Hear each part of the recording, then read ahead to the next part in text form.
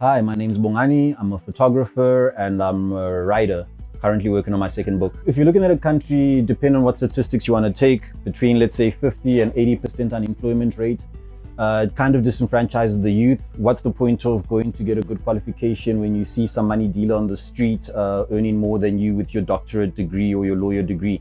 So I think that there's been a failure in terms of engaging with the youth and creating opportunities for them to be employed and keeping themselves busy, which is why you find a rise within liquor and bronchclear and drug addiction and stuff like that.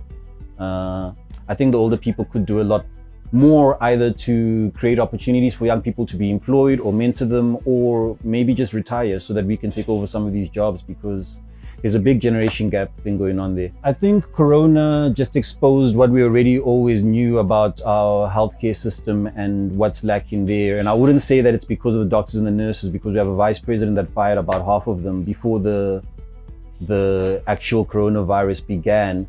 So it's not in a good state, and I don't know I don't know. I'm not really motivated by the government. I don't really see what it is they're doing. If you're going to do a job, do it well. I'd like to see the Minister of Housing and Home Affairs go and drink tap water from around the country. I'd like to see the Minister of Energy travel around the country and see how dark it is at night. I'd like the Minister of Transport to sit in Mbari traffic. I wish our leaders weren't just titles. I wish they were actually people that engaged and led from the front. So the healthcare system is it's not in a good state. Corona doesn't help anything, but it's not because of Corona. It's just in general mismanagement and lack of investment, I think.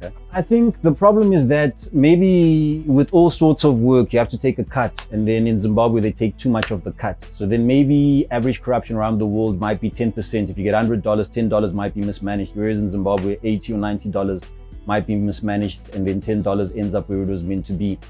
So I think we've also grown up in a culture of, when we look at politicians, we expect them to be rich and super wealthy. We don't care whether they deliver services or not. So then that's something that we need to find a balance within there. We have career politicians who are there to enrich themselves. You have Themba Mliswa getting pissed off with Billy Rottenbach a couple of years ago because he didn't get his 10% cut from green fuel, which would have been $170 million. And how can you have a politician say that straight-faced and go to the newspapers and argue that he didn't get $170 million cut, US dollars? Those are the kind of things that we deal with in the country. I say ZANU is a problem, but I also think NDC is a problem. I think the future of Zimbabwe, the political party which is going to take us into the future, does not exist yet. It's on us and our generation to do something about it.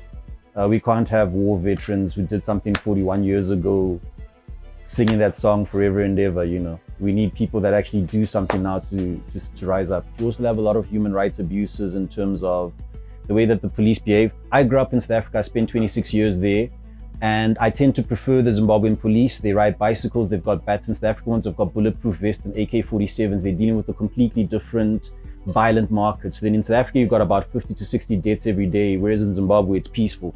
Sure, the cops will arrest us and beat us and abuse us in jail, but life means more in Zimbabwe than if we compare Black Lives Matter in America. The cops aren't putting knees on people's throats and choking them out. But the judicial system is abused and it is mismanaged. There's a lot of times when people go to jail for the wrong reasons. I was outside the courthouse for Pastor Evans' arrest. They released him that day, but that was an example of politicizing the judiciary to prosecute a pastor, you know, and that's not cool. We've got money, we've got resources. This is like, it's ridiculous how beautiful this country is. And even though I am saying that we are unemployed, the difference between us and other markets around the world, which you might say are more positive, they've got credit scores and they can take out credit, your car, your cell phone, everything that you own is paid for on a monthly basis. Whereas the fuck up that is Zimbabwe's economy means that you have to pay for everything cash. So in every car that we see is owned, every cell phone, every house, people own that stuff, which is, I think, maybe a bit ahead. Like my friends in South Africa, since the corona has begun, they've had to let go of cars, they've had to move back in with their parents, whereas in Zimbabwe, I think people have been negatively affected, but then they've owned their resources and they haven't had to let go of those stuff as much. Zimbabwe is rich. It's ridiculously rich. It's just mismanaged.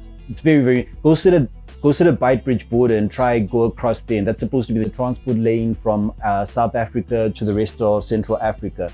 And it's just a shit show trying to get through there. You know, those are simple things that can be sorted out.